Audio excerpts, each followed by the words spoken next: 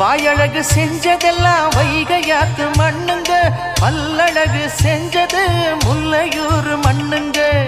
நெத்தி செய்யும் மண்ணுக்கு சுத்தி சுத்தி வந்தேங்க, நிலாவில் மண் எடுத்து நெத்தி செஞ்சேன் பாருங்க.